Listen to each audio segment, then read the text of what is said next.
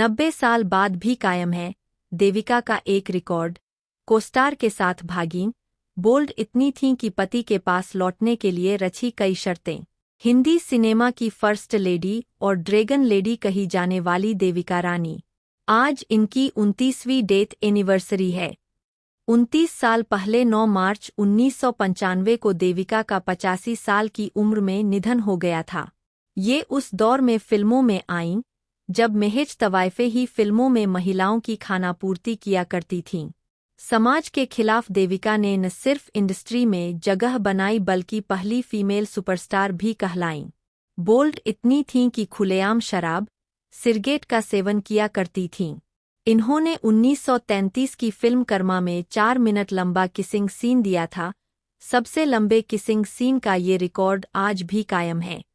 इनका dressing sense भी उस जमाने में बेहद बोल्ड और खतरनाक समझा जाता था।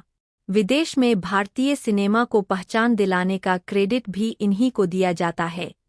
30 से 40 के दशक में इन्होंने करीब 15 फिल्मों में काम किया और कई फिल्मों को प्रोड्यूस भी किया। बड़ी उपलब्धियों के बावजूद देविका अपने बोल्ड अंदाज के लिए अक्सर विवादों में रहीं। अपनी शर्तों पर जीने वाली देविका ने शादीशुदा होने के बावजूद इन्होंने कोस्टार के साथ रहने का फैसला किया। पति को छोड़ा तो इन पर लगे सारे पैसे डूब गए, फिल्में रुक गईं। पति ने इन्हें दोबारा साथ लाना चाहा तो इन्होंने कई शर्तें रची थीं। रविंद्रनाथ टैगोर की रिश्तेदार थीं। 9 साल की उम्र में इंग्लैंड पढ़ने गईं। विशाखापट्टनम के पास स्थित वलतायर के बड़े जमींदार के घर जन्मी देविका के पिता मद्रास प्रेसिडेंसी के पहले सर्जन थे। पढ़े लिखे परिवार से ताल्लुक रखने वाली देविका को महज 9 साल की उम्र में इंग्लैंड के बोर्डिंग स्कूल भेज दिया गया। पढ़ाई पूरी कर देविका ने royal academy of dramatic art, London में दाखिला लिया। कई डिजाइनिंग कोर्स कर देविका ने 1927 में टेक्सटाइल डिजाइनिंग में जॉब शुरू किया। देविका की दादी सुकुमारी देवी ठाकुर रविंद्रनाथ टैगोर की बहन थीं। कैसे रखा फिल्म जगत में पहला कदम। देविका रानी की मुलाकात 1928 में फिल्ममेकर हिमांशु राय से हुई। हिमांशु उस समय लंदन में अपनी film the throw of dice की शूटिंग कर रहे थे। देविका के काम से इम्प्रेस होकर हिमांशु ने उन्हें अपना प्रोडक्शन हाउस ज्वाइन करने का प्रस्ताव दिया। देविका राजी हो गई और उनके प्रोडक्शन के लिए कॉस्ट्यूम डिजाइनिंग और आर्ट डायरेक्शन करने लगीं। हिमांशु राय को दिल दे बैठीं थी देविका। साथ काम करते हुए देविका रानी और हिमांशु राय एक दूसरे को दिल दे बैठे। हिमांशु देविका से 16 साल बड़े थे, लेकिन इसके बावजूद दोनों ने 1929 में शादी कर ली। के बाद दोनों बर्लिन में रहने लगे, लेकिन जब भारत में फिल्में बनना शुरू हुईं तो दोनों भारत लौट आए। कर्मा से बनी भारत की पहली नायिका। हिमांशु राय ने भारत आकर कर्मा 1933 फिल्म बनाई। इस फिल्म में देविका रानी नायिका बनी और हीरो बने हिमांशु। उस समय फिल्मों में काम करना महिलाओं के लिए इतना बुरा समझा जाता था कि नायिका के रोल भी आदमी ही काम किया करते थे। कर्मा फिल्म रिलीज हुई और देविका रानी स्टार बन गईं। उन्हें स्टार सितारा कहा जाने लगा। जहां एक तरफ फिल्म को पसंद किया जा रहा था, वहीं दूसरी तरफ फिल्म में दिखाए गए 4 मिनट के किसिंग सीन से कई विवाद भी खड़े हुए। ये सीन देविका और हिमांशु के बीच ही फिल्माया गया था। विवादों के बावजूद देविका के कदम नहीं डगमगाए और उन्होंने first lady of Indian cinema बनकर इतिहास रच दिया। शादीशुदा होने के बावजूद कोस्टार को दिल दे बैठीं देविका। साल 1934 में देविका और हिमांशु ने बॉम्बे टॉकीज की स्थापना की। ये इंडस्ट्री का सबसे बड़ा फिल्म स्टूडियो था।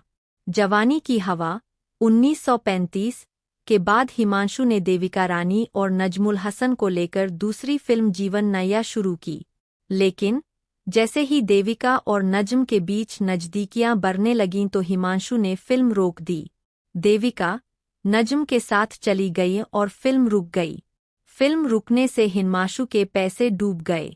कर्जदार पैसे लेने खड़े थे, लेकिन हीरोइन के बिना फिल्म बनना संभव नहीं था।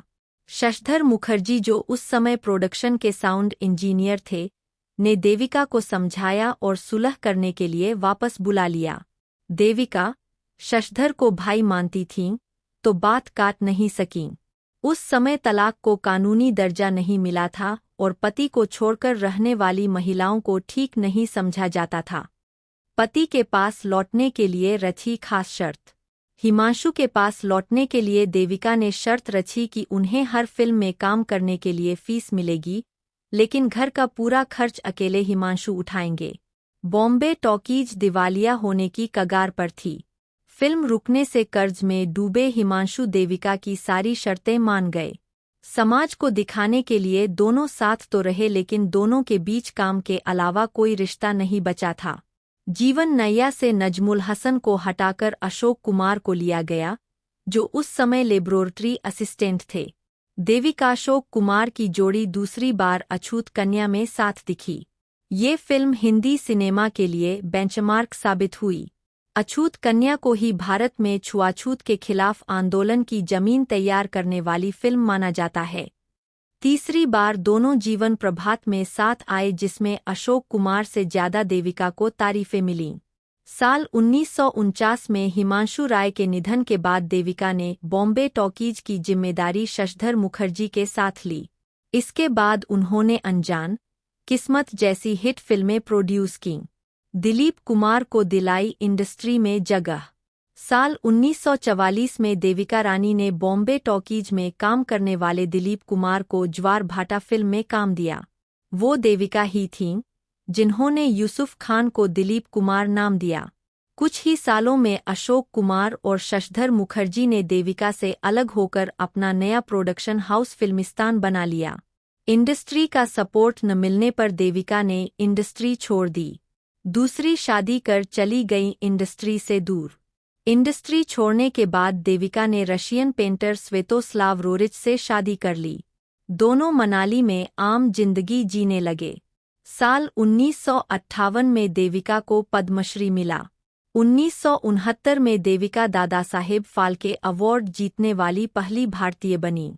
1993 में पति रोरिच की मौत के एक साल बाद 9 मार्च 1994 को देविका का निधन हो गया। मनाली के पास बसे नग्गर में देविका रानी की याद में एक म्यूजियम भी बनाया गया है। यहाँ उनके पति रोरिच की बनाई कुछ यादगार पेंटिंग्स भी है। मौत के बाद देविका की अस्थियां ब्यास नदी में विसर्जित की गई। वहीं अस्थियों का कुछ हिस्सा उनके पति रोरिच की आर्ट गैलरी के बाहर लगे नींबू के पेड़ के नीचे डाली गई थीं, जहां वो अक्सर घंटों मेडिटेशन किया करती थीं। वीडियो अच्छी लगी हो तो फॉलो, सब्सक्राइब, शेयर, लाइक जरूर करें।